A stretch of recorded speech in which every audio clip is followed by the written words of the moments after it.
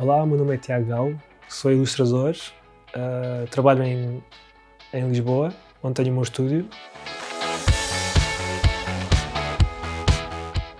Foi engraçado, trabalhei durante vários anos em arquitetura, na verdade foram 10 anos a trabalhar em ateliês. O meu percurso foi bastante normal em arquitetura, tirei o curso, comecei a trabalhar, fiz os estágios. Aprender era uma coisa que me dava bastante prazer, porque eu gostava muito de arquitetura, embora a minha opção genuína era de fazer qualquer coisa com a ilustração sempre, mas tendo em conta que Portugal é um país um bocadinho limitado em termos ainda de trabalho em ilustração, optei por tirar um curso em arquitetura, pensando que talvez isso me poderia levar a fazer ilustração no futuro, ou a tentar enquadrar a arquitetura com essa vertente artística. Mas, ao final de algum tempo, portanto, houve uma espécie de cansaço do próprio trabalho em arquitetura e claro que a ilustração nunca saiu da minha mente e houve um momento decisivo que foi quando decidi participar no concurso de banda desenhada da Amadora BD, que é um festival de banda desenhada e ilustração que há aqui em Portugal muito importante. E ganhei o primeiro prémio nessa competição, enquanto amador. E isso fez-me ver que talvez houvesse ali qualquer coisa que eu pudesse explorar. Que houvesse ali uma brecha para eu poder sair da arquitetura e dedicar-me a 100% à ilustração. A parte boa disto tudo, para além de estar a fazer aquilo que eu gosto e aquilo que eu quero, eu sou dono do meu trabalho, sou dono do meu tempo, que era uma coisa que eu antes não tinha. Quando trabalhava em arquitetura, trabalhei sempre para ateliês e para companhias e tinha aquele, pronto, na verdade, das 9 até às 6 e meia, o teu tempo é de alguém, não é o teu tempo. Estás a fazer alguma coisa para alguém e tens uma vida em que os dias são iguais, são todos estruturados de maneira semelhante e isso não acontece agora. O dia de hoje pode ser completamente diferente do que eu vou fazer amanhã ou do que foi ontem. E isso é uma parte muito importante e muito interessante do processo também de trabalho na ilustração. Eu tanto posso trabalhar aqui no meu estúdio, como trabalhar em casa, como trabalhar na rua ou trabalhar num café. E o facto de eu poder fazer isso durante o dia, de poder trabalhar em vários sítios diferentes, de poder trabalhar também em vários mediums diferentes, tanto num tablet como num computador ou até a esquiçar num caderno, e ser dono do meu tempo, poder trabalhar tanto de manhã como à noite como de tarde, essa liberdade é fundamental. Fora da arte, eu primeiro ia começar, se calhar, com as instruções dentro da arte. Primeiro, em termos artísticos, eu sempre fui um grande admirador do cubismo e da geometria. Se calhar, daí também algumas influências também da arquitetura e da história de arte que estudei em arquitetura, que também foram bastante importantes para o meu processo de desenvolvimento desta linguagem. O que eu faço são coisas que à partida se notam em termos formais, as formas geométricas, as ligações entre formas, as simetrias, as cores. E eu era um grande fã do Picasso, do Miró, do Kandinsky, que trabalham muito bem essas coisas, trabalham muito bem essas formas, do cubismo, algum surrealismo também. Também ilustradores que eu admirava muito. Aqui em Portugal há aqui uma grande tradição em termos de ilustradores de livros de crianças e depois há 2 ou 3 que sobressaem na parte editorial e na parte dos livros. Dou o caso do André Carrilho, do João Fazenda, do André Letria, que me inspiraram sempre no início. E eu lembro-me de ser é muito engraçado, né? Eu lembro-me de ir à Amadora BD e de ver os trabalhos deles expostos nas exposições e de imaginar que gostava também de fazer o que eles fazem. E entretanto já os conheci. E é muito engraçado esta parte também de conhecer os teus ídolos e também trabalhares portanto, numa atividade, tens a mesma atividade que eles, isso é muito interessante. E lá fora também viram outros como o Owen Davey, também outro grande ilustrador inglês que eu admiro bastante. E eu sou um grande consumidor de filmes, de música, como a maior parte das pessoas, mas eu tento prestar atenção especial a pequenos detalhes, a pequenas nuances. Por exemplo, um diretor que eu gosto bastante, um realizador que eu gosto bastante é o Wes Anderson, que se nota que há uma grande preocupação em termos simétricos e em termos de direção de arte nos filmes dele. E é uma delícia vê-los e é inspirador. E diria que ele também é uma daquelas pessoas que me inspira. Porque há esta parte também das pessoas te inspirarem sem necessariamente fazerem aquilo que tu fazes ou terem qualquer ligação com aquilo que tu fazes. Não é? Tu notas as coisas, pessoas que te inspiram, essa energia, essa força que tu consegues reconhecer nas outras pessoas também te podem dar um ânimo para tu fazeres coisas completamente diferentes e não têm que ser no mesmo campo, não é? Um desportista que seja valoroso, como um Roger Federer ou um Nadal, e tu olhas para eles, é inspirador, e tu podes pegar nessa inspiração, nessa força motivadora que eles dão de terem conseguido chegar onde estão através do esforço, do trabalho, pegar nessa força e nesse espírito e transpô-lo para a minha atividade. E acho que o truque é um bocadinho esse, é estar sempre rodeado de coisas que te inspiram, coisas que tu gostas e que te motivam. Sim, já trabalhei com várias empresas e companhias importantes, como a Google, como a Vogue, como a National Geographic. Na verdade há um misto de procura, de ser eu a tentar também forçar as coisas, mas também a maior parte das comissões que eu tenho geralmente vêm ter comigo, vêm ao meu site e preenchem o formulário que eu tenho no meu site e contactam-me diretamente. Foi assim que aconteceu, na verdade, com a maior parte das comissões que eu tive de maior relevo. Portanto, as coisas depois acontecem naturalmente. Tu acabas por trabalhar para alguém que fala bem de ti a outra pessoa, ou então tu publicas as tuas coisas na internet, publicas as coisas nas redes sociais. Os diretores de arte estão atentos a essas coisas, descobrem-te, contactam-te, e a coisa passa um bocado de boca em boca, ou daquilo que é da visibilidade que tens na internet, que é muito importante para um artista hoje em dia. Uma coisa que eu também faço e que também é importante para um artista, para um ilustrador, é fazer uma lista de revistas, de companhias, de publicações que tu gostavas de trabalhar. Isso é uma coisa também que eu fiz no início, que foi, embora comigo não tenha resultado exatamente como eu gostava, mas eu fiz uma espécie de lista dos sítios que eu gostava, a quem é que eu gostava de trabalhar, e tentei descobrir os contactos e a partir daí enviei um e-mail a cada um deles para tentar construir uma lista de possíveis clientes e contactos.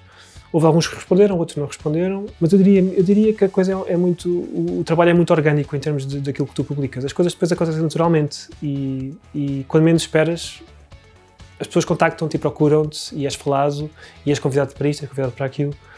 E sinceramente acho que não se deve forçar nada. Acho honestamente que deves fazer o teu trabalho, deves publicar ao máximo. Acho que é importante teres visibilidade para que as pessoas te procurem, tal como aconteceu com a Google e com a Vogue e com a National Geographic, entre outras. À partida, eu diria que Portugal não é o país ideal para alguém que quer ser ilustrador começar uma profissão aqui.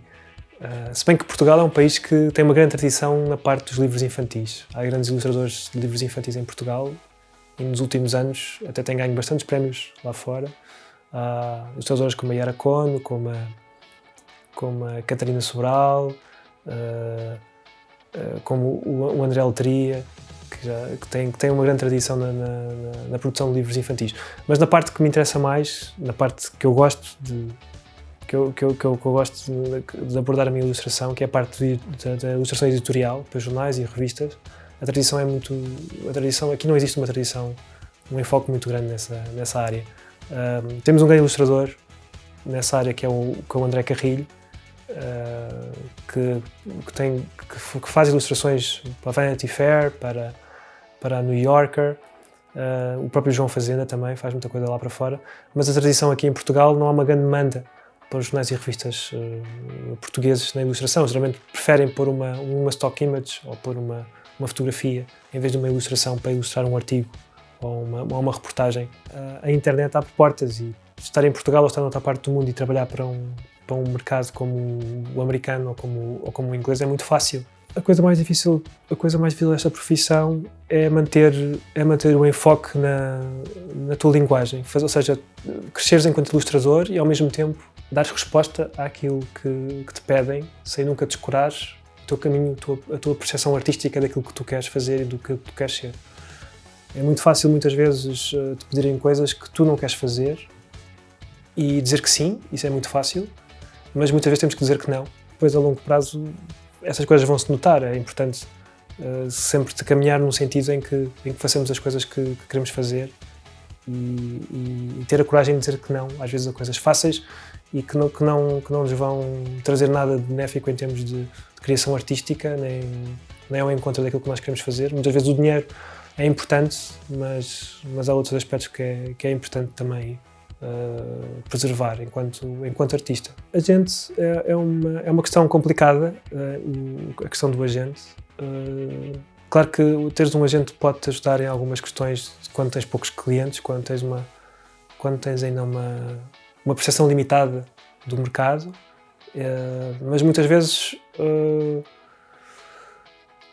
também é complicado tu gerires a expectativa de um cliente e o trabalho que pode advir daí pode não ser o suficiente para justificar o teu compromisso com alguém que muitas vezes não entende aquilo que tu queres fazer e o trabalho que tu queres fazer e que simplesmente arranja trabalho porque é o que está disponível e não enquadrado muitas vezes com aquilo que tu pretendes.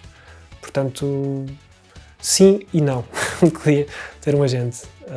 Sim e não. Acho que é importante, se calhar, ter essa experiência. Podes ter agentes que percebam aquilo que tu queres, aquilo que tu queres fazer e vão ao encontro e arranjam um trabalho de acordo com aquilo que tu procuras e com aquilo que tu queres fazer, que se adequam ao teu trabalho, mas há outros também que simplesmente te arranjam coisas que não fazem sentido para o teu percurso. Portanto, é difícil aconselhar ou não aconselhar um agente. Sim, tenho alguns clientes favoritos que lá está, que me conhecem bem e que sabem quando me procuram, sabem exatamente aquilo que vão encontrar. E aquilo que vão encontrar é uma coisa que faz sentido e que me dá prazer ao mesmo tempo. E esses clientes são especiais, claro. São clientes especiais quando te conhecem, quando tu conheces a eles e quando sabem exatamente aquilo que esperam de ti e o que tu esperas deles. Muitas vezes há coisas que não correm tão bem, há clientes que... Já me aconteceu também ter clientes em que os trabalhos não foram para a frente, a meio do percurso, em que as expectativas não são exatamente aquelas que eu ou eles poderiam ter de mim, mas isso faz parte do processo e vai acontecer. Acontece na vida de qualquer ilustrador, de qualquer pessoa. Na verdade, não tem que ser ilustrador, mas há sempre coisas que correm menos bem e temos que saber lidar com elas e muitas vezes não ir abaixo com elas também, porque por uma coisa não correr bem não quer dizer que o trabalho não preste, que não seja bom. É preciso também conseguirmos perceber as coisas de fora e ter força para continuar.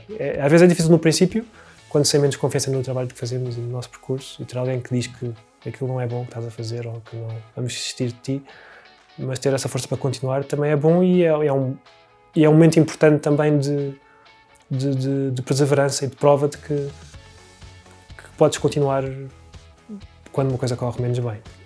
Neste momento estou a tentar fazer coisas fora um bocadinho da ilustração do papel e passar para a modelação 3D. Comprei há pouco tempo uma impressora 3D, também estou a tentar explorar essa parte. Fazer coisas em barro. Também estou a tentar fazer um livro infantil, ilustrar um livro infantil e publicá-lo por minha conta. São projetos que vão vivendo entre espaços, portanto é difícil.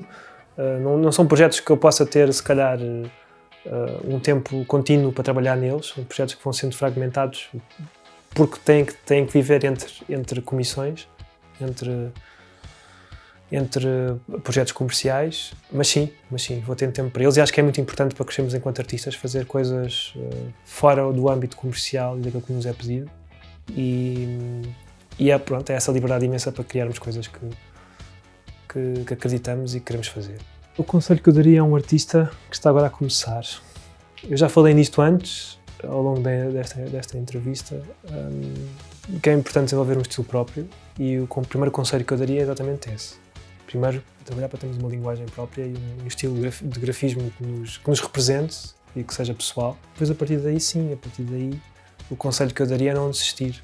Porque é muito fácil encontrar dificuldades ao longo deste percurso e é um percurso que não é fácil para uma pessoa que esteja a começar e que não tenha grandes referências ainda de fora ou grandes ajudas, como foi o meu caso, mas a perseverança e acreditar que é realmente isto que queres fazer e que as coisas vão correr bem e que queres viver mesmo disto, que é isto exatamente que queres fazer pela tua vida adentro, acho que é importante não desistir. Sim, durante este período tive a oportunidade de fazer algumas ilustrações e alguns trabalhos pro bono para ajudar algumas galerias que tiveram um impacto negativo durante este período. Também participei em algumas campanhas de sensibilização para as pessoas usarem máscara, ficarem em casa. Portanto, acho que sim, neste caso, acho que houve algumas oportunidades para ter um papel social importante. Curiosamente, em termos de trabalhos, em termos de comissões durante este período da pandemia, tive bastantes. Houveram bastantes encargos. Se calhar em outras áreas, não tanto na área editorial, há sempre experiências más neste processo, mas eu tive a sorte de não ter ainda muitas, mas há sempre aquele projeto que tu queres participar e que acreditas mesmo e que depois por alguma razão não vai para a frente e que é interrompido ao meio. E essa é sempre uma experiência péssima e má. É claro, é melhor quando desistem de um trabalho em que tu já não acreditas, mas quando realmente acreditas num trabalho e quando alguma coisa corre menos bem, e pronto, essa parte é terrível, mas acho que é importante também ter esse tipo de experiências.